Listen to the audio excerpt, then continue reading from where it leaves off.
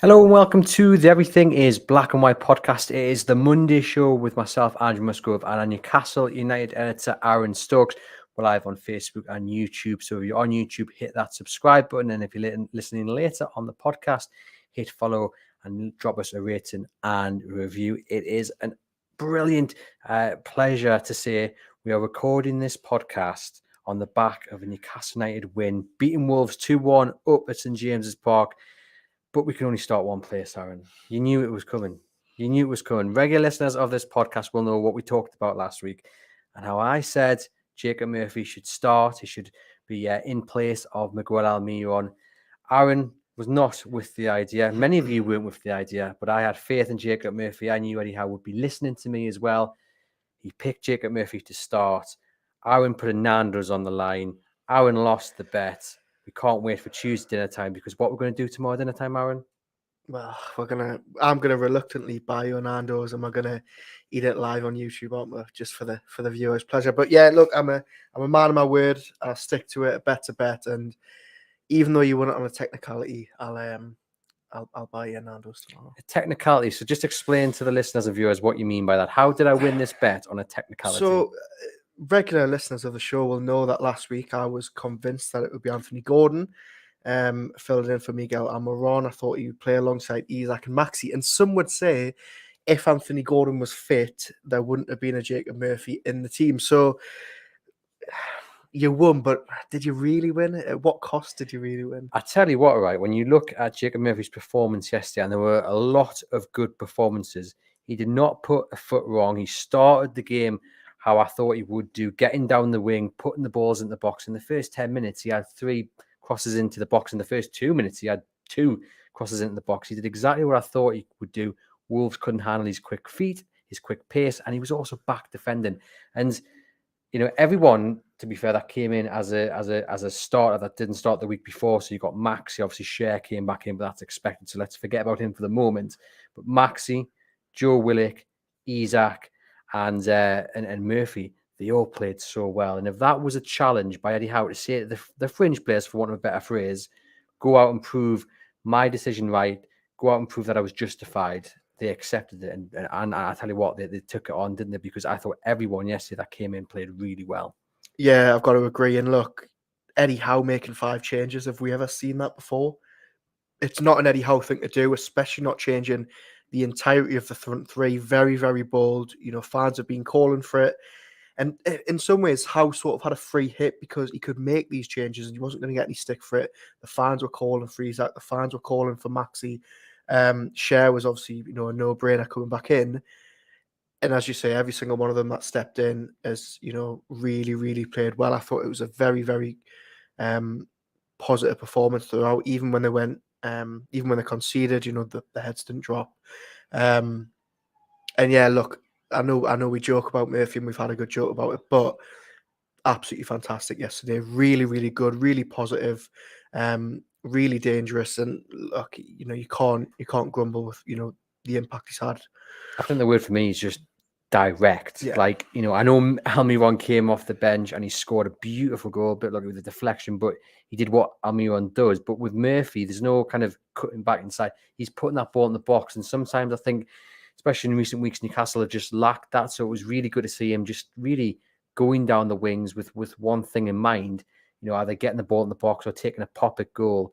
And that's what Newcastle have missed. And I'll be honest, you look at the game against Forest on Friday, and I don't think Eddie Howe has an easy decision to make in most of the positions on the pitch. You know, on both wings, you could make an argument for either Miggy, Murphy, or St Maximin to start, and then up top, you would say, okay, that might be probably the easiest one. You probably think Isak starts, but you know, in midfield as well, he's got a bit of a hard decision to make. But yeah, I mean, especially on the wings, they've given him food for thought. Yeah, look, Murphy came in. Howe spoke last week about how he's deserved it. He's, you know, impressed off the bench and he was knocking on the door. He's now gone and done it from the start. You know, he's probably changed a lot of people's minds. He's a player who's very much playing for his future at the club. I know he's on an extremely long contract anyway, but he's done himself absolutely no harm.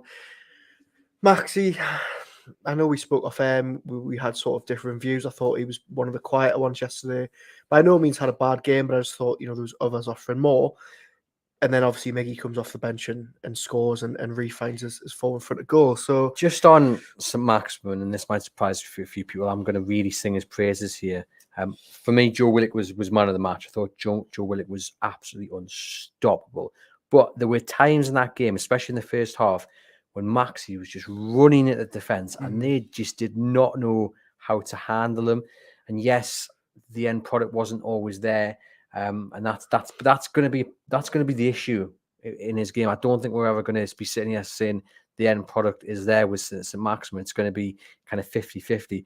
But I just thought that was the Maxi ruled yesterday. Ball down, running at them, left, right, dropping the shoulder. And Wolves were rattled. I still think he looks a little bit restricted. I still think the shackles are on just a little bit. I think the last couple of weeks, we have touched on it. I've sort of certainly been a big advocate for him coming back in from the start. But I don't know, he still looks like he's taking a little bit too long on the ball. He doesn't really know, does he think, I just don't have the freedom I used to under Bruce or even the early days of Howe, because I'm trying to be more of a squad player in this team and I'm trying to, be a team player. I don't know. But then you look at Isak, who is running at defenders like Maxi used to, but actually, he's probably better at it, I think, when he's got the ball at his feet. So by no means a bad game for Maxi. The first half, he was dangerous. He was, making life hard for the right back of Wolves, but I'm just not too sure. I think he's had better games in recent weeks. Roger says Murphy was great from the start, did what we'd been missing, a winger banging crosses in from the off. Thomas says Murphy had a great game in his opinion, and plenty of us talking up Jacob Murphy. So proves that maybe I do know a little bit about what I talk about. Look, are you trying to look for some disparaging comments there? Are you? No, I just saw a comment from Sam Mullen, and I'm assuming it's going to be banging on about. It's going to be about Isak. Alexander Isak. Because I've got a message for Sam Mullen, and that is, he should be expecting a letter from me in the post, and it is a formal application to join the Alexander Isak fan club. Honestly, yesterday, I honestly think when he gets a run of games, and even in the next couple of years when he gets a bit older, a bit more mature, what a player he is going to be. I thought he was my man of the match yesterday. He wasn't my man of the match, as mentioned, Joe Willock, but he did have a fantastic game. Just on Sam now, I hope he doesn't mind me mentioning this, but he took his little lad to his first Newcastle United game yesterday, and he said, and even his favourite player scored, i.e. his son's favourite player scored. And I'd love Sam to correct himself, because I think what he meant was his favourite players and Sam's favourite player scored. I'm sure in the comments Sam will let me know if I'm right or not. But yeah, look, Isak, this is exactly why we wanted him to start. And we mentioned how Murphy was direct. I mean, Isak was that as well. And what I loved about it, he was all over the pitch as well. Mm-hmm. He wasn't just in the centre. There was a moment, I think it was in the first 20 minutes, when he chases the ball back and Wolves get to about the halfway line and he wins it, and then he turns and goes forward again. And you just think that just a brilliant effort there from him. And what I love, just all over the pitch and then clinical with that head. I mean, it was a fantastic header, great delivery from Trippier. And Wolves, they couldn't handle him either. Yeah, look, if we're talking about Murphy, proving a point about starting Alexander Isak, who's been knocking on the door more than most. Honestly, just what an assured performance. If he is not fit, I know we'll probably talk about this later, but Eddie Howe moved to clarify the comments about him being fit for 90 minutes. He looked, if that is not him fully fit, then what is he going to be like in a couple of months? On and off the ball, I mean, the way he moves down the channels when Newcastle are counter-attack, and the way that the likes of Maxi and Bruno and Murphy can feed him in behind, and he just picks the ball up and drives at defenders. Callum Wilson's got a real fight in his hands to get that number 9 spot back, because if Isak can build up a run and build on these last couple of performances, how on earth does Wilson get back in that team? He's been so good.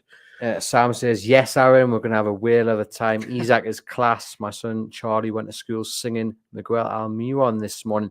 In on Isak, it was really important, I felt, that he grabbed the goal yesterday, because when you are handed the chance, not only to replace Callum Wilson, but to replace Newcastle's number 9, you have to take that opportunity, and you are judged on goals. And he's played well, but he's not got the goals of late. And then yesterday to get that goal, brilliant header at the Gallagher end, really important, because it does, similar to kind of Joe Willock, similar to maybe Jacob Murphy to a lesser extent on his part, but it says that the manager, you were right to start me, you were right to pick me. Now drop me after that performance. Yep, and lots of talk as well about what's his best position. Is he a number 10? Do you stick him out wide?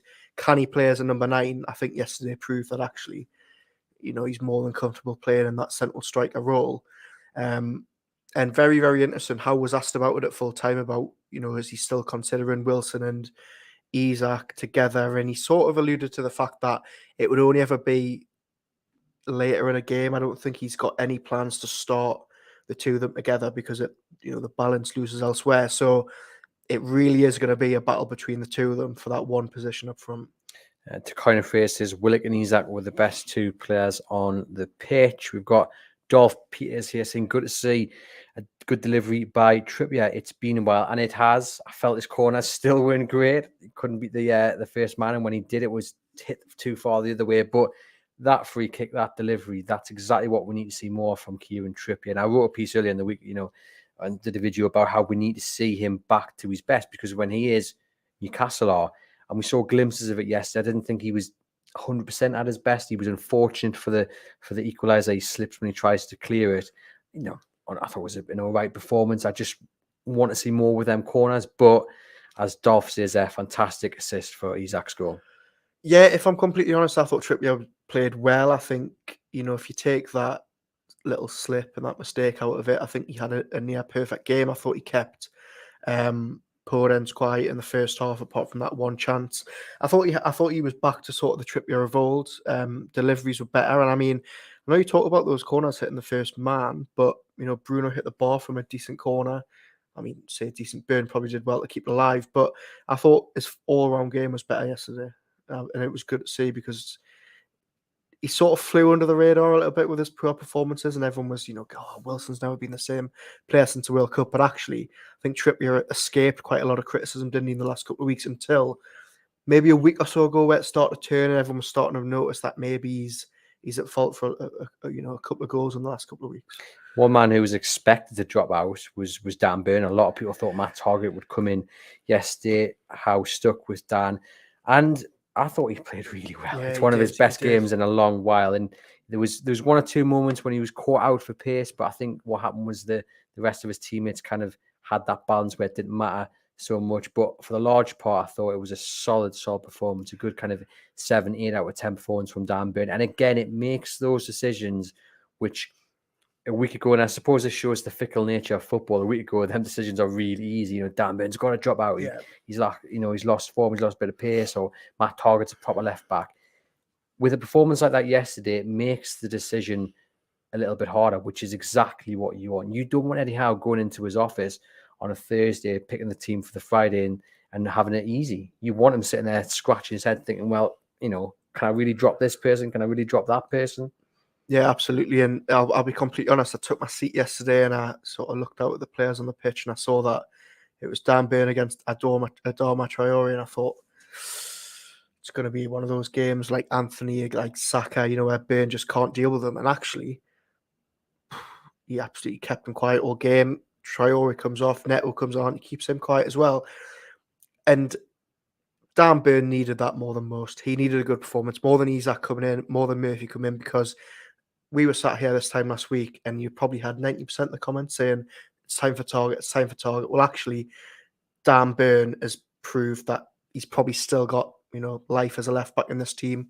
I thought he was really, really good, really assured. I thought him and Cher were probably the two standout defenders yesterday. And I'm really pleased. And look, he's not perfect. He's not, is he a left back? I'm still not too sure. But in this team, when he's on form like that, it really does work. Yeah, you mentioned Cher there, absolutely superb. He's one of the changes where we're not saying he has to take his opportunity, because he was always going to come back in, no matter how well Jamal Lascelles did, and Lascelles did brilliant against City. But if Cher's fit, we know he's first choice.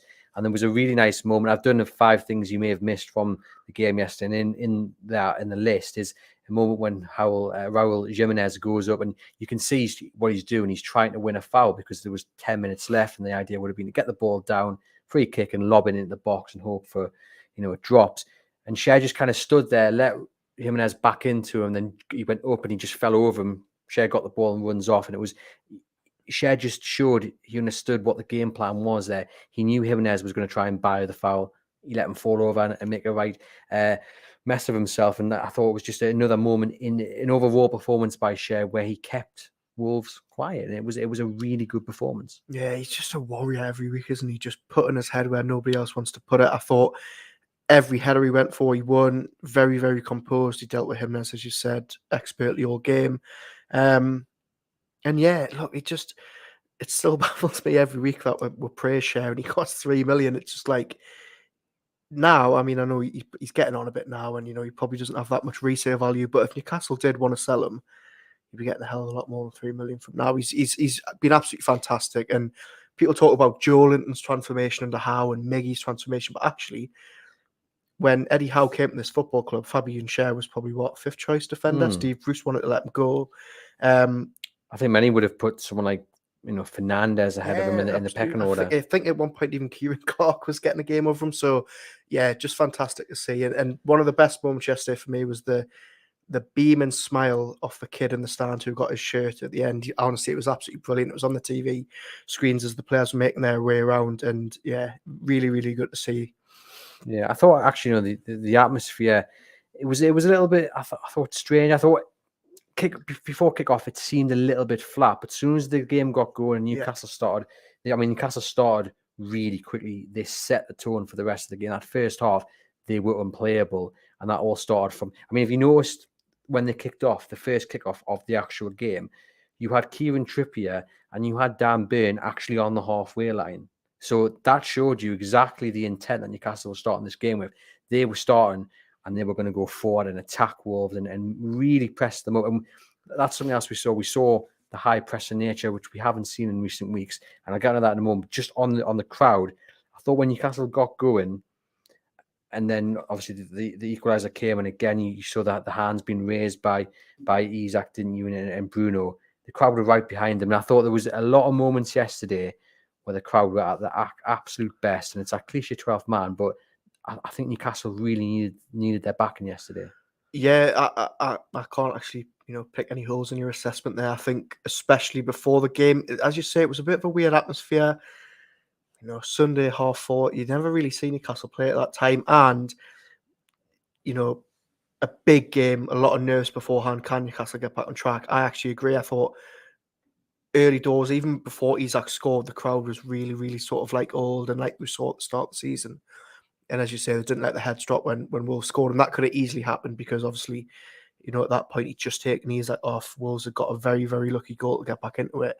They could have easily, got ahead then. So, yeah, I agree. I thought they were excellent yesterday at St James's. And just on the way they started, on the high pressing, it's what Newcastle have been really good at, but teams of late have sat off and thrown the challenge down to Newcastle. But if you listen to the View from the Opposition podcast on Friday with Alex from Birmingham Live, he said, Wolves like possession. They want to be on the ball because they think the midfield, the likes of Ruben Neves, Martinho, have got the skill to hurt them. That played into Newcastle's hands because, like I say, for a long time, Newcastle have had to be the ones that control the game, and they've not looked overly confident at doing that.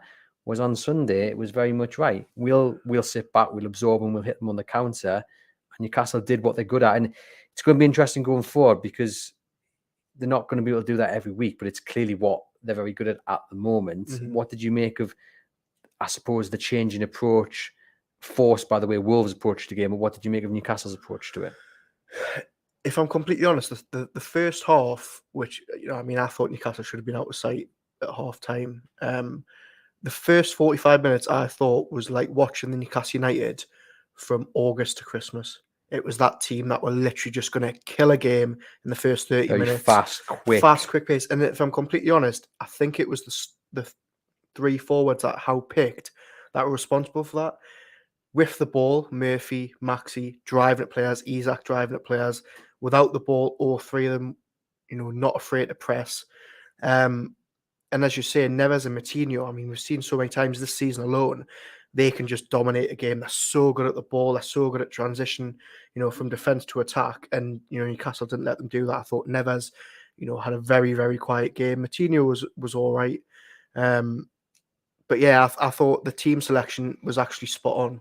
Roger says here, biggest plaudits go to Eddie Howe for making 5 changes, needed so much, kick up the backside, and it worked. And as you said earlier in the show, Aaron, sitting there, Eddie Howe making 5 changes, it's not something that happens often. I know one was enforced, one was expected because Cher coming back in, but for Eddie Howe, a man who doesn't like to change his side, it was probably a big move for him because he's not used to doing that. Yeah, I mean, how many times we've sat here and Howe's not going to change it. He never changes it. He likes to stick to the team. But as I said at the start of the show, I think he did have a bit of a free hit this week because all the fans wanted so many changes. Everybody wanted Isak in. People wanted Target in. People wanted Maxi to, take that spot down the left again. Willock was always going to come back in. People wanted Murphy in. Just some people wanted Murphy in. So he sort of had the license to do it. And I think, look, the form the last couple of weeks, it's been shaky. They haven't been involved. Something needed to change. And, thankfully for Howe, thankfully for Newcastle, the changes he made worked perfectly. Now the question is, I mean, looking ahead at Friday, what does he do? You've got Miggy coming off the bench and scoring, but also you've got Murphy playing really well. Willox came in and had a blinder. I think he'll keep a spot. Burns got to keep a spot. Do you keep the same team for Forest? Well, we've got Chris here saying, I think Eddie Howe should not change anything. He should play the same team. Good so timing, Chris. You guys watching live, let us know in the comments. Friday against Forest, what changes, if any, are you making? Are you keeping the same side? For me, I think the only one that you could say probably might push for a start is Miguel Almiron. Murphy coming in for him, in my mind, was always he was being rested. He wasn't being dropped or he was being rested. Now, as impressed as I was with Alan St. Maximin, did he do enough to keep Miggy out of the team? Because for me, I think Jacob Murphy should start on Friday. Don't worry, you don't have to always Hernandez or anything, but I just think he should start on Friday because I thought it was quite telling as well that it was St. Maximin that came off for Miggy and not Jacob Murphy, and Jacob Murphy goes on to the left. I thought that was quite telling. So I think he'll stick, and the only real question is whether it's Miggy back in the side. I can't see him, taking Isak out the side. Midfield is the midfield. Dan Burn, like we say, has done enough there to probably shut down the debate for a wee while. The only question I think is, does Miggy return? Yeah, it's an interesting one. I know I've done a complete U-turn on this, but I think Murphy's showing on Sunday, means he probably does warrant a start Friday. I think it would be harsh to take him out of the team when he's came in and actually done so well. I said last week, I think with obviously the changes he made and having Wilson and Almiron off the bench, that bench looks so much stronger. I mean, having Miggy to come on with 30 minutes left in the game, defenses are getting tired. As we saw yesterday perfectly, he's running rings around them. So is it the worst thing in the world to actually have Miggy on the bench Friday away at Forest? I mean, it doesn't matter too much because they've obviously got that break. They're going to Dubai. It's not as if you're going to be, running players into the ground. They know they've got this break coming up. I'd be tempted to stick with Chris, and I think they should keep the same. So we've got Darren saying, I would stick with the same squad. Thomas saying, same team. Definitely. Roger saying, I wouldn't change our team. Having Miggy on the bench is a strong opinion. John saying, personally, I would leave the team as it is. So it looks like everyone's kind of saying, unanimous. Leave it as it is, which, of course, Eddie Howe likes to do. So we'll see. I mean, the other thing is, will Anthony Gordon be back? But it doesn't look like he will be. Looks like he'll be out of this one. He might not even be back for that Manchester United game, which is a shame because obviously big money signing, clearly a man with talent. He's just not been able to get going at the moment, and that'd be a big blow. Even though the injury itself doesn't seem too severe in terms of the stop-start nature of his career at Newcastle, that's the blow, isn't it? Yeah, huge blow. And actually, it's quite funny when you look at it. They signed 2 players in January and they're both out injured. So Harrison Ashby and Anthony Gordon. So very disappointing. We were talking about it yesterday after the game when we were waiting for Howe. We don't actually know when it happened. Howe insists that it was a tackle that happened at Man City, but I can't remember him hobbling off or anything like that. So not actually too sure when it was. How as you've touched on, doesn't seem very confident that he's going to be back for Manchester United. So it's going to probably be 3 or 4 weeks out. But look, as much as they're a team, it's good for Murphy because Murphy gets a shot. It's good for Maxi because it's one less place that he's got to try and fight for. Gordon might actually struggle to get back in this team when he comes back, even though he started last week at the Etihad. So interesting for him, and obviously Ashby is out as well. But yeah, he's going to have a fight in his hand to get back in this team. I just want to talk a bit more about Joe Willock. Obviously, look, signed for Newcastle on the back of that amazing run of form during the lockdown. Was never, ever, ever going to hit those heights again because it was unrealistic, wasn't it? It was kind of a Hollywood script. And he's been inconsistent, hasn't he? I think would be a fair assessment. That injury rocked him, obviously not fit for the final. Probably would have started the final, I think, had he been fit. But yesterday, just a reminder of what he can do, because from the word go, up and down that pitch. And do you know what I loved as well? There was a moment, right, when Isak's running through in the second half, and Willock's screaming for the ball, and Isak holds onto it. He goes down in the box. It's a fair challenge. Wolves clear. And Willock turns to Isak and he just gestures. He's saying, "Why didn't you give us the ball?" He was angry. He was frustrated. And I just thought, what a great moment, because that's confidence. For him to turn around to the man who's got the goal, £60 million strike, and say, "I wanted that ball. Why didn't you? I was in a better position." There's been times, I think, with Willock at Newcastle where he hasn't looked confident. He hasn't looked like the voice that Newcastle need in that midfield. But I thought yesterday he was organising, he was vocal, and then after that moment he gets up and he chases the ball back, which I think just goes to show what a brilliant all-round game he had. But that moment for me stood out, and I thought, honestly, man of the match performance for me. Yeah, he was very, very good, and I think it was a weird one, Willock, because he'd finally hit form. He'd hit a good run. He suffers that injury, misses the final. He's actually been quite fortunate that obviously Joelinton is now out for 2 games. He's slotted straight back in without question. But it was still up to him to actually prove yesterday that he was, worthy of that position. And as you say, obviously for me, Isak was man of the match, but Willock was, very, very close second. I thought he's brilliant on and off the ball. His assist for Miggy's goal is absolutely fantastic because, he had a couple of options on. He takes it out with his feet. He's got to decide very quickly. Really, really clever pass to Miggy. And also, he offers that cover a burn. There was times yesterday where Semedo was bombing down that right-hand side and Maxi just let him go because Maxi's been told to press the centre-back, and Willock's just across straight away. He offers so much defensively, whether Joelinton's alongside him or not.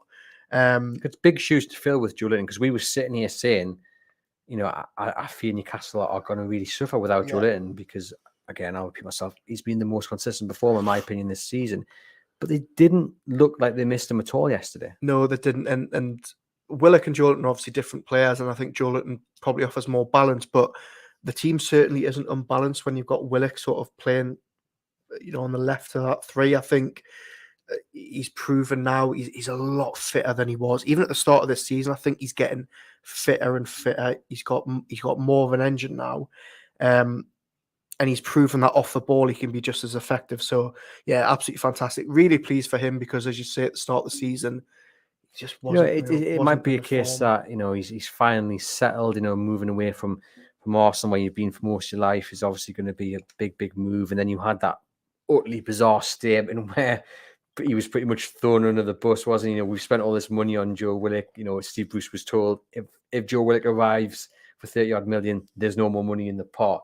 That was a horrendous statement to put on his shoulders.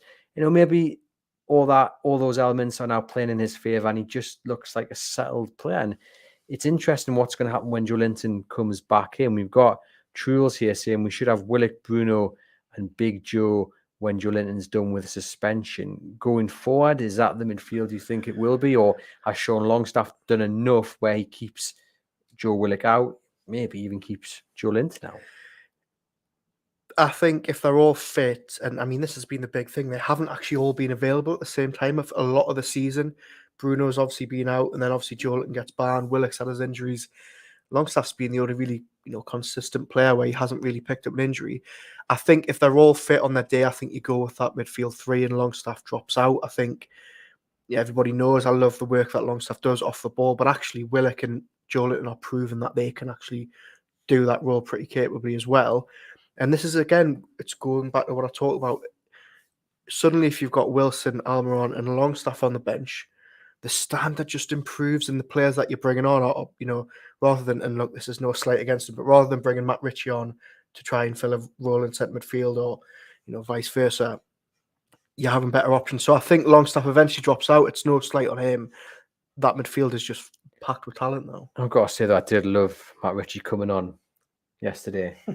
Just running around like a man who's finally been released. He was just running about and he was doing his usual shouty stuff, which I absolutely love. Yeah, and he didn't again. It was a good cameo perforance. I don't think he had a touch, mind you. I don't think he had a touch, but he shouted a lot, so he ran around a lot. But yeah, I mean, you would think he's probably going to go in the some other great servant from Newcastle. A word on Bruno, as always, we're going to be singing his praises because again, yesterday, just controlling the game.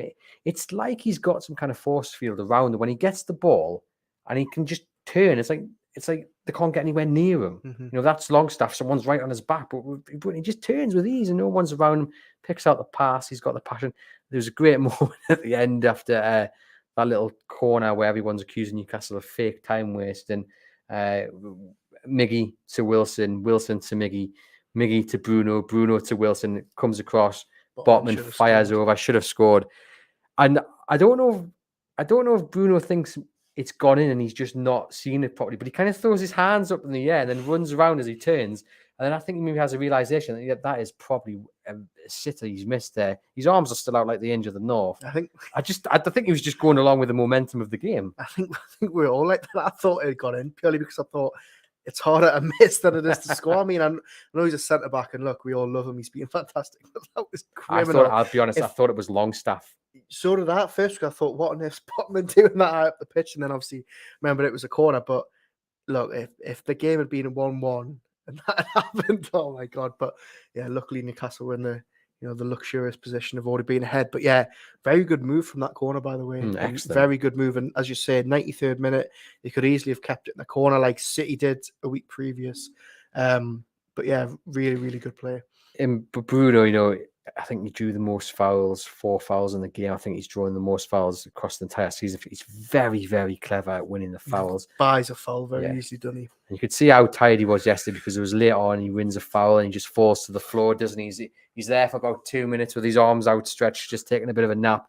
And at the end, he was down on his knees as well, looking like he desperately needed a bit of a rest. But just fantastic again for him. And it's easy to see why Real Madrid are linked to Bruno, because every single game he just shows you exactly why he is classed as one of the rising stars in Europe. Yeah, he just makes it look effortless, doesn't he? I mean, how many times have we sat here and just praised him? I feel like every week we do it, but that's because he just puts in, really, really consistent performances. I think, as you touched on earlier, very, very good at just turning and actually when the ball is coming from the defence, but like that, he's turning it away and they're on the attack again. There was a moment yesterday when Wolves were in the last 2 minutes really trying to put the pressure on to get an equaliser, and we just wanted the ref to blow the whistle, and Bruno just does what he does. Buys a little foul. There's nothing really in it. He's going nowhere. Job done. Yeah, he was brilliant. And you know what it is? He's one of those yesterday where you would probably pick 5 or 6 players ahead of him for like man of the match, but he still had a good game. Do you know what I mean? You think without him doing what he does, those players don't excel as much, because he's the key. He's what makes them tick in many ways. Should have scored probably, you would argue. Just one of those ways, it's fine margins. The header. Yeah. I mean, yeah, unlucky. I mean, I know he was close out and the ball was fine into him, but yeah, can't be too harsh on him for that. And Derek says, love Ritchie, easily the most intelligent footballer for the past 3 or 4 years. Unfortunately, a bit past now for where we want to be. But I tell you what, I'd get him on a contract to start coaching. Get him in the coaching staff there because he sets the bar really well, and like you say, he's a very intelligent player. Let's talk about then Nick Pope and the incident with Jimenez. Now, my initial thought was he's done it again. He's off, because in that in that moment, in real time, it looks like a penalty to me. It looks like he's fouled him. But when you watch the replay, and I know we disagree here, but when you watch the replay, to me, I think if Jimenez goes in normally, it's a penalty, it's a red card, Newcastle have a bad afternoon. But what Jimenez does, he tries to buy it. He doesn't need to do it. He throws himself into Nick Pope. And if I'm the Wolves manager, I'm going to be absolutely fizzing at that because go in normally, Sonny, you've got yourself a penalty. Well, look, I don't know what the Wolves manager was like behind the scenes, but, speaking to us yesterday after the game, he was pretty fuming that it hadn't been given. He said it was, a blatant penalty. I'll be completely honest. Watching it live, thought penalty. Saw the first replay, thought, nah, it's not a penalty. Saw the third replay, thought, that's probably a penalty. Went in at half time, had a chat with the other journalists. Half of them thought it was a penalty, half it wasn't. I generally don't know.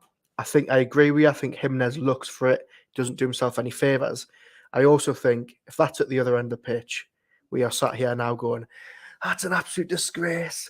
He's through on goal. It's an empty net. I think if that was at the other end, we would be absolutely screaming for it. I personally think, heart's got in my head. You've got to make a decision. I think it was probably a penalty. I think Pope is lucky to escape it. Darren says after rewatching it, it is a clear pen and red card. It's the way the Wolves player stepped with his that movement.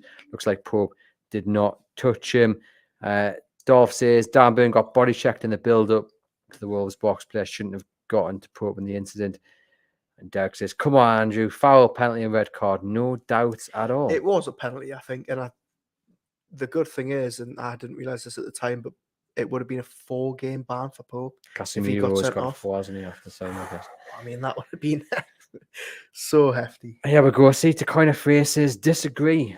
Blatant dive. I suppose, as our social media producer Arash said this morning to us both, it's probably evened out because Newcastle have had some pretty rotten luck with VAR. I know we shouldn't be living on that, but, maybe so. I mean, Derek's agreeing with you. We would have been livid if that was Newcastle United. I suppose, on the other hand, you could maybe argue that Semedo was very lucky to be on the pitch when Murphy runs through, or was it far enough away from the goal that he wasn't last man? I think he's still a way out from goal. Is there Is he any further out than Salah was? I know that was the keeper. I don't know. Was Kilman about to cover? I can't really remember how many Wolves defenders were back, but I didn't think the Murphy one at the time was a red. I know Newcastle United players were appealing for it, but I don't know. I think it would have been quite lucky. But I think Pope.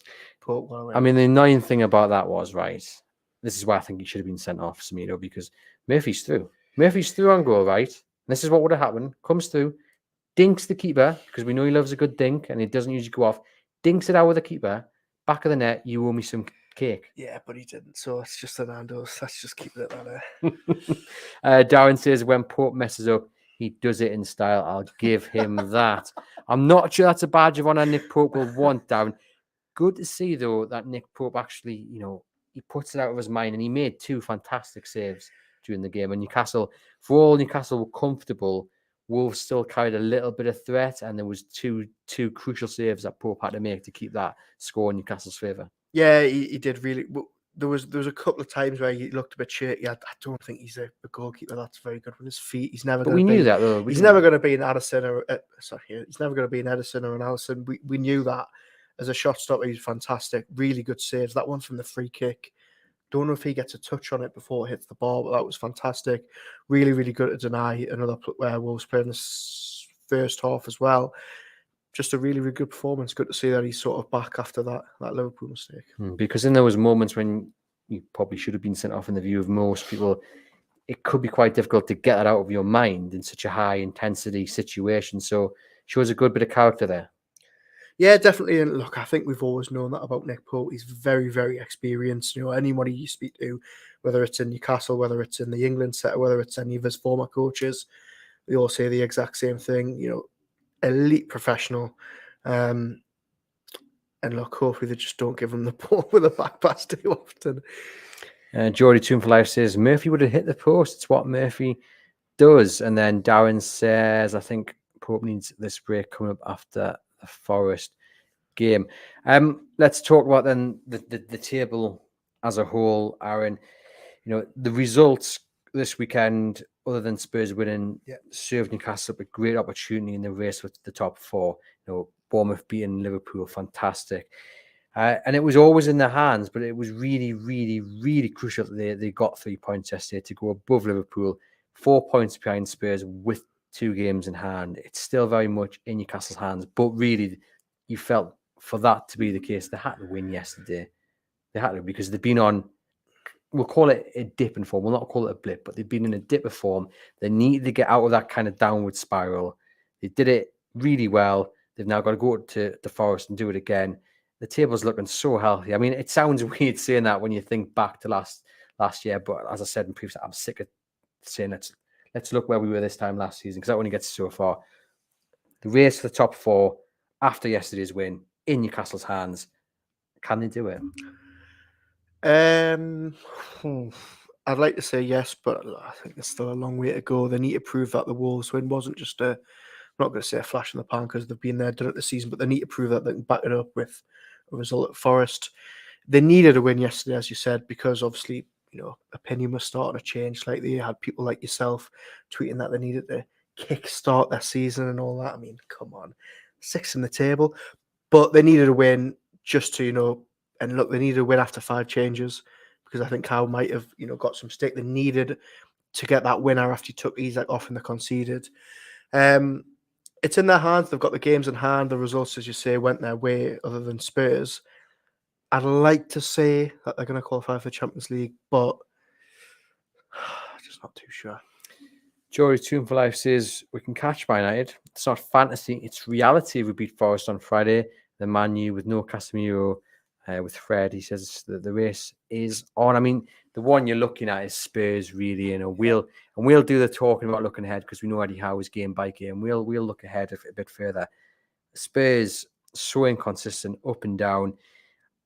Yeah, I think you look at Spurs and you what you need is a good run of results. Newcastle have been playing all right, not picking up the wins. Hopefully this result against Wolves, and I'll say it again, restarts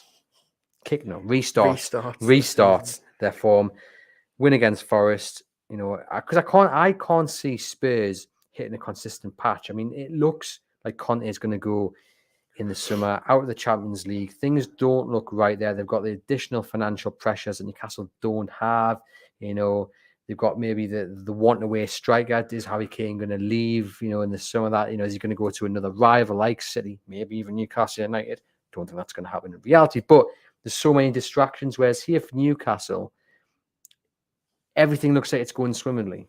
So I think that also the off the field distractions at Spurs probably playing in Newcastle's hands as well when it comes to the race for the top four. Yeah, if I'm completely honest, we need Tottenham to have a lot more of their manager and their striker calling each other out, as we've seen this week with Richarlison. Spurs are just a very weird team. Everyone thought Conte was going to bring him, guide them to the title in the Champions League and all that. It isn't working, but then they just pull results like that and performances like that out of the bag on Saturday, and I think that's the one issue that Newcastle need to be wary of. But look, if any team's going to fall apart, it's Spurs. So it is, as you say, still in Newcastle United's hands. Let's talk about that trip to Dubai then, and we'll cover it more in the weeks to come. But obviously announced earlier this month they're going to head over to Dubai. It seems to always work well for Newcastle United. What do you think they'll be getting up to over there? I mean, just warming up is probably the answer given the weather of late. Yeah, not a bad time to go out there, is it? When you think there's been snow here the last couple of days. As you say, these trips do always seem to restart or kickstart or whatever. Newcastle's form. It's happened the last couple of times. They'll probably, I'm not sure if it's been confirmed yet, but they'll obviously have a friendly out there, a lot of warm weather training, probably a bit of relaxation. Yeah, positive. I think, as somebody's mentioned in the comments earlier, I'm not sure who it was, I think a lot of these players need this break. I know that they're obviously only focused on the Premier League at the minute, but a lot of these players have run themselves into the ground recently. And I think, maybe just a week off, focusing on something else other than Premier League football, I think will do them good. Yeah, Darren says, I think I mentioned before, but Darren says, I think Pope needs a break coming up after this Forest game. Interesting, Joe Linton as well. Obviously not in the squad yesterday because of that suspension, but he was there. He was celebrating with the players when they went in to the dressing room. How do you think last week and this week pans out, I assume he'll be training as normal. He probably just won't have the yellow coloured bib, which suggests he'll be starting at the weekend. Yeah, definitely he'll be out there. It'll be full focus getting back against Manchester United. Hopefully alongside Anthony Gordon, although I'm not too sure. But a big boost yesterday with Casemiro getting that red card, meaning he's going to miss the Newcastle game on April 2nd, and obviously Joelinton being back at the same time is perfect. So big headache for Howe if they all stay fit between now and then. Positive headache to have, isn't it? Darren back here with this one says, with Forest, Man United fall by 3 away games in a row against West Ham, Villa and Brentford. April going to be make or break for a top 4 finish. Can't argue with that. Let's just briefly then, Aaron, to wrap up, talk about the summer transfer window. Again, it's been a week of where names have been thrown in. Last week it was James Ward-Prowse. I mean, that midfield area seems to definitely be an area which they're going to be looking at. James Ward-Prowse, think is that a realistic option? Potentially. I mean, Newcastle could probably do with Southampton going down if that's the deal they wanted to do. He's been linked with moves away from this club a lot. It's never came to fruition. I know Villa were close to getting him a couple of years ago. Newcastle have had interest in the past. I know that you have been banging the drum, and I'm sure that if you ever get the chance to speak to Dan Ashworth between now and the summer, you would be banging that drum to his face. He would be the type of player that Newcastle need. Fantastic, with or without the ball. His set pieces and his free kicks are just ridiculous. For me, that midfield area is where they need to strengthen more than most. I tweeted on Saturday because I was watching the Liverpool game against Bournemouth, and first off, how Van Dijk didn't get a red card or at least concede a free kick when he rugby tackled, I think it was Solanke, to the ground, and then it was Billen that got fouled in the box, which I thought was definitely a penalty.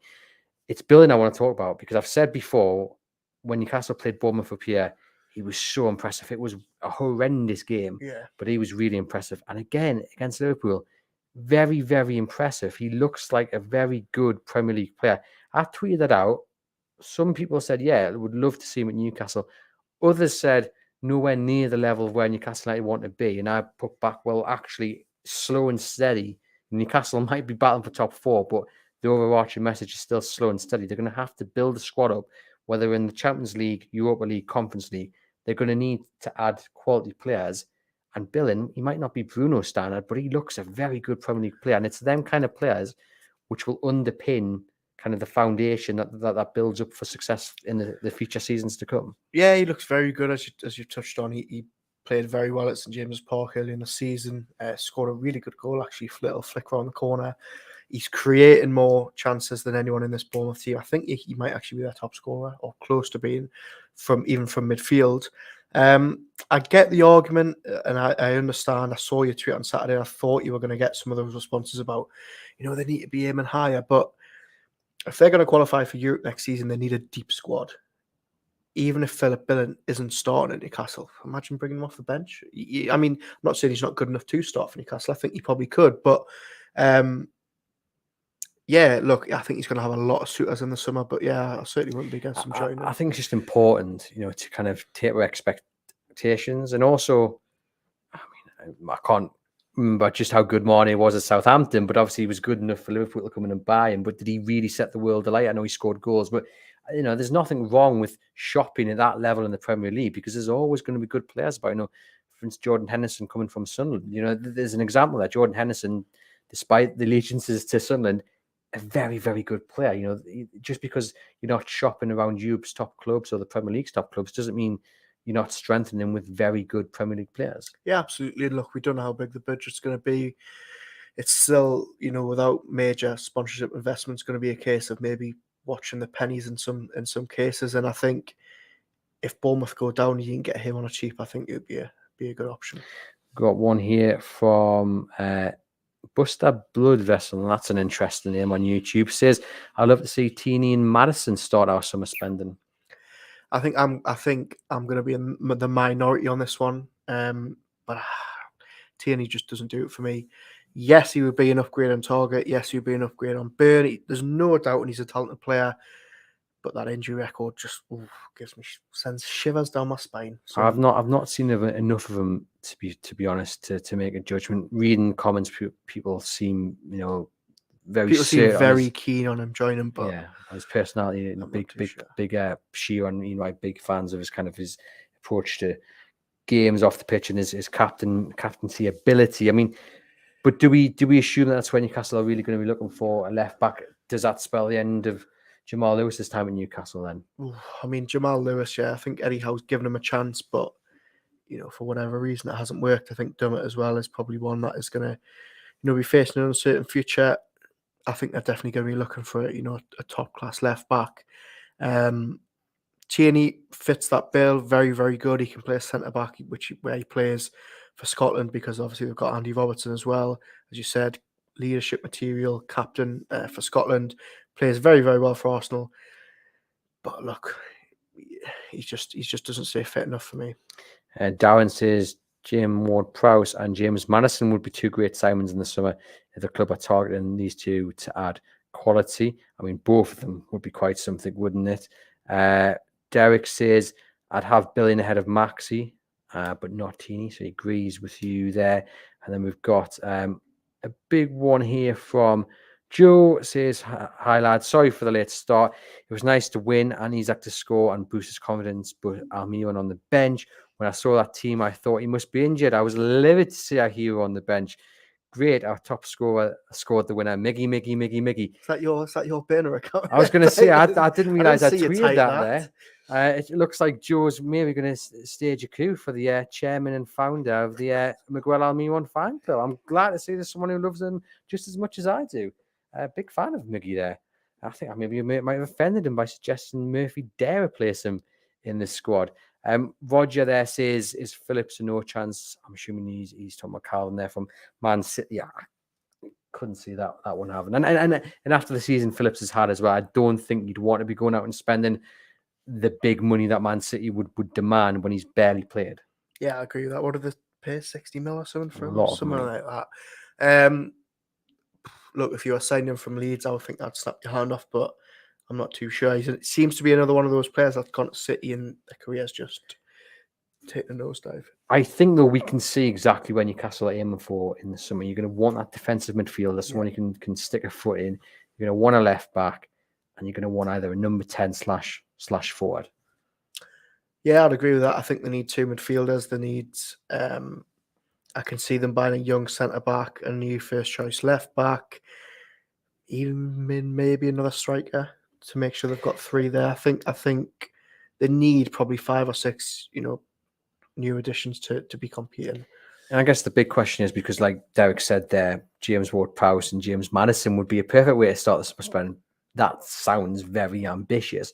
How big do we think Newcastle are going to go this summer? Have you got any inkling, any understanding to what to expect? Will it be, two big names, or will it be one big name and then you build kind of the second level around the big names you've already got there, like Bruno and maybe someone like James Ward-Prowse or James Madison? I think they're going to be trying to copy this model that they've had so much success with, and that is trying to find a Bruno or Botman. You're not paying over the odds for them. It's not completely depleting your sort of transfer kitty.